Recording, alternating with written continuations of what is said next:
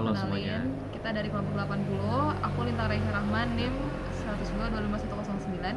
Dan aku yang skor Fauzan Akbar dengan NIM 101250118. Kita mau kerjain tugas TFT 2. Nih, misalnya ada pertanyaan nih ya, Skor. Kak, Ya. kayaknya aku gak butuh sikap adaptif deh. Selama di SMA aku baik-baik aja kok dengan gaya hidupku. Lagian kan sama tujuannya yaitu belajar, gak bakal beda banget juga. Nah, oke, teman-teman. Nah, inilah gunanya CDT yang dikembangkan oleh ITB, yang dijalankan oleh kita semua.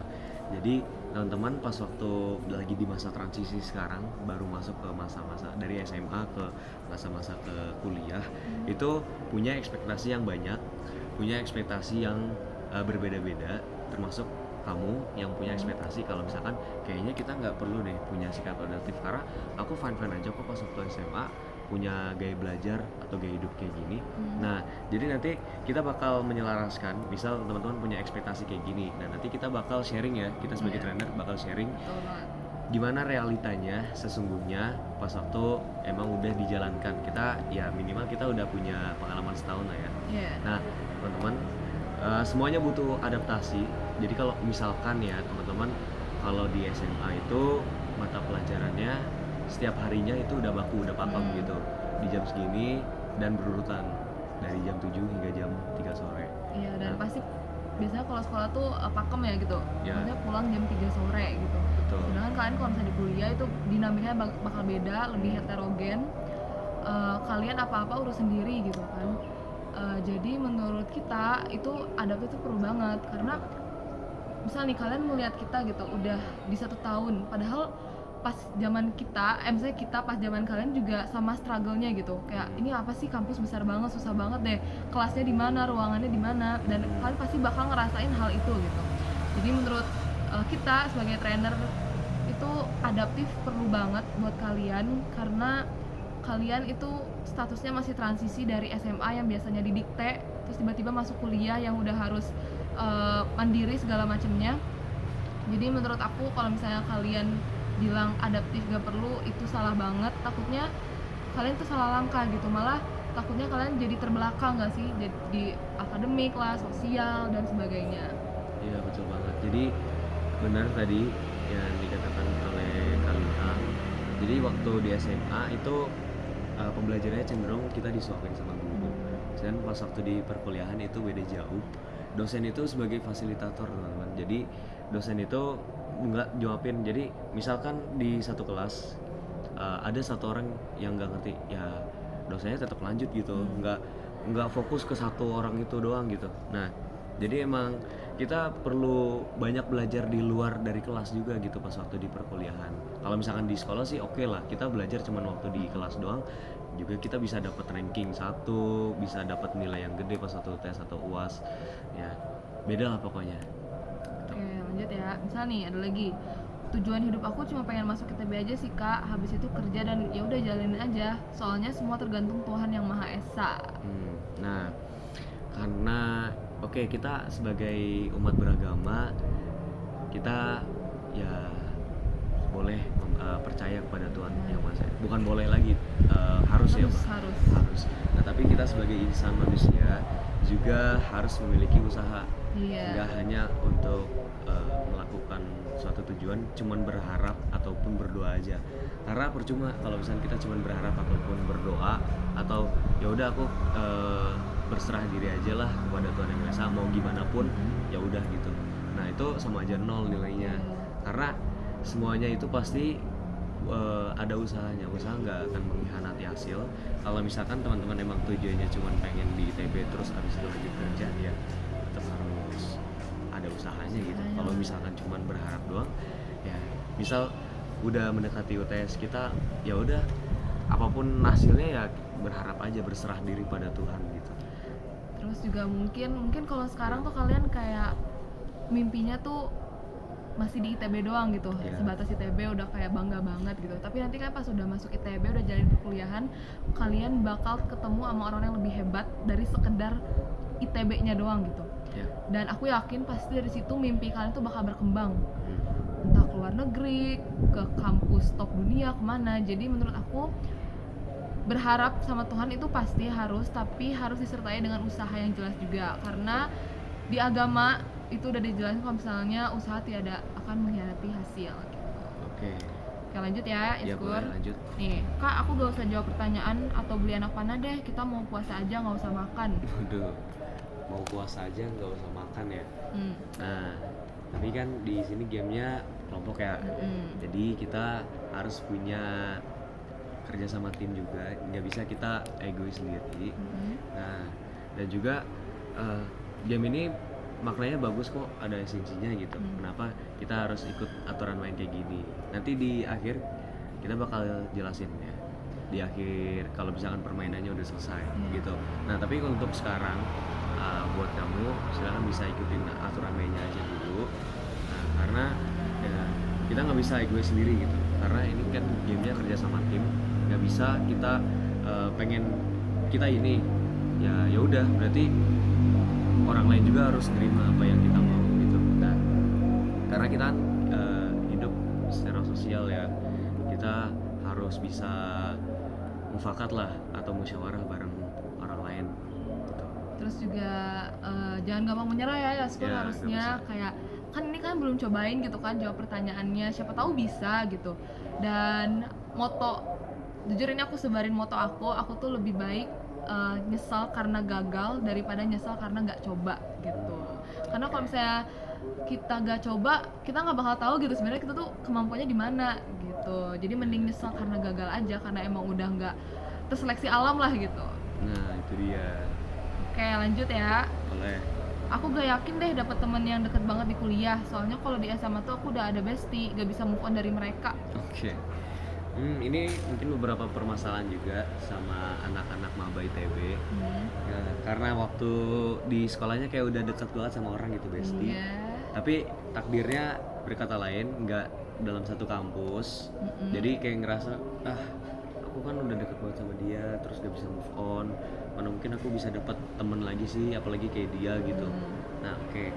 Nah, jujur aku pun salah satu orang yang pas waktu masuk ke ITB itu nggak banyak banget temen, bahkan sedikit banget gitu.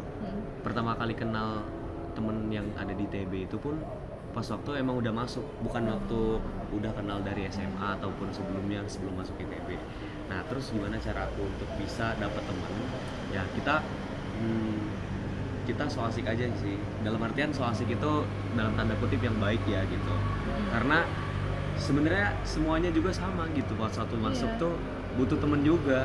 Jadi kita kalau misalkan kita yuk kenalan yuk, kamu dari jurusan apa gitu ya, nggak apa-apa sih, kita ngobrol-ngobrol tipis-tipis, tapi nanti akhirnya bakal terjalin ikatan dan akhirnya semakin kuat dan nanti ujung-ujungnya bakal jadi bestie juga gitu. Bahkan sampai sekarang aku pun punya teman yang dekat gitu, teman yang udah dekat lah, karena emang dari awal waktu masuk pas waktu awal-awal ada pengumuman keterima, nah aku kayak ngechatnya sama orang itu terus. Misal ada info apa, misal kalau misalkan di CX itu harus masukin ini, aku tanya ke dia atau dia tanya balik ke aku. Nah, lanjut terus sampai sekarang jadinya deket kita karena kita emang udah menjalin komunikasi dari awal. Jadi teman-teman, untuk di awal-awal ini kan masih awal banget, jangan takut lah untuk berkomunikasi dengan orang lain. Coba aja. Aku setuju banget, dan aku malahan kayak lebih parah dari Yaskur deh. Kayak aku tuh solo dari SMA aku kan, aku gak punya teman sama sekali.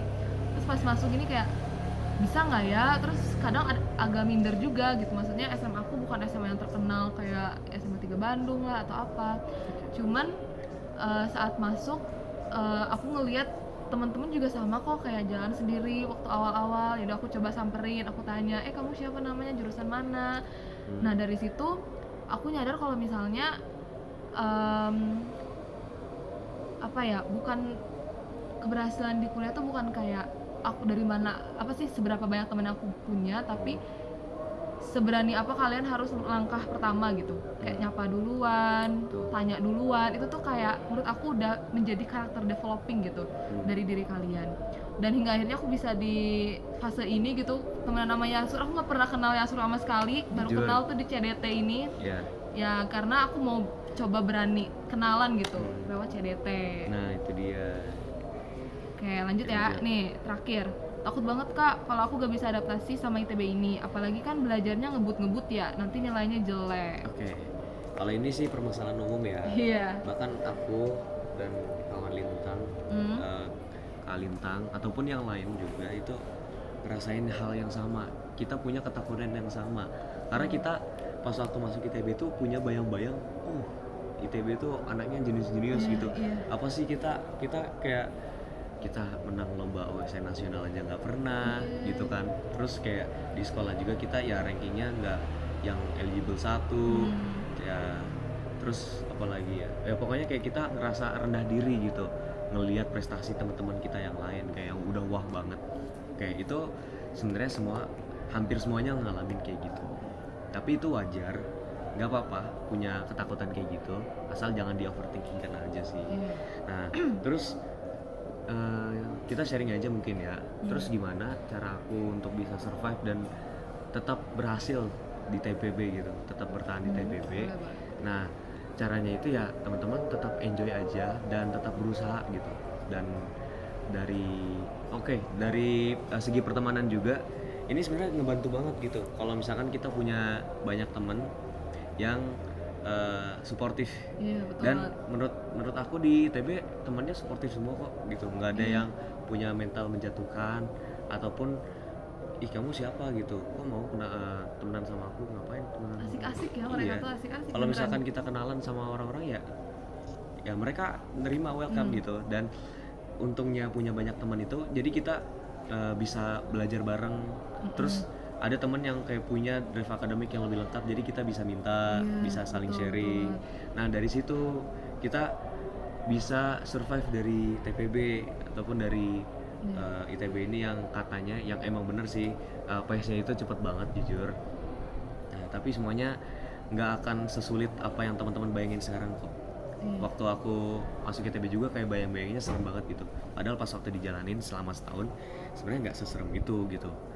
Artinya bisa naik semester 3 kan, maksudnya lulus Iya, gitu. tetap lulus gitu, tetap aman. Ya jadi aku juga ngerasain sama lah kayak skor gitu. Takut, terus kayak di kelas tuh orang-orang pada pinter banget ya gitu. Aku kemana aja gitu selama ini. Cuman intinya tuh ya jangan takut duluan gitu loh. Yap. Berani, coba berani. Jangan ngerasa tuh kamu yang paling rendah gitu. Coba apa ya? Aku tuh prinsipnya kalau ada teman yang senasib sepenanggungan aku aman gitu. Misal di kelas aku ngelihat kayak aku gak ngerti nih, terus lihat ke kanan kiri mukanya juga pada rumit semua, ya udah aman aja, nanti abis kelas kita coba bahas bareng. Intinya di ITB ini semua saling merangkul karena mereka juga ngerasain hal yang sama gitu yang kita rasain. Fase belajar, beban akademik, apalagi yang organisasi, kepanitiaan, itu tuh semuanya sama gitu. Jadi nggak ada yang beda-beda lah, nggak ada yang lebih tinggi duluan, pasti semuanya tuh sama ngerasa berat buat ngejalanin, tapi karena kita bareng-bareng rasanya ringan aja gitu. Sama karena ada teman yang senasib senasib gitu ya. Jadi kita ngerasa oke, ternyata nggak cuman gua. Iya, nggak sendirian gitu. Iya. Aman lah. Dan itu oke lah. Itu gunanya kita punya banyak teman. Ada tambahan? Kayaknya udah sih. Gue juga ada sih. Oke, makasih. Makasih semuanya.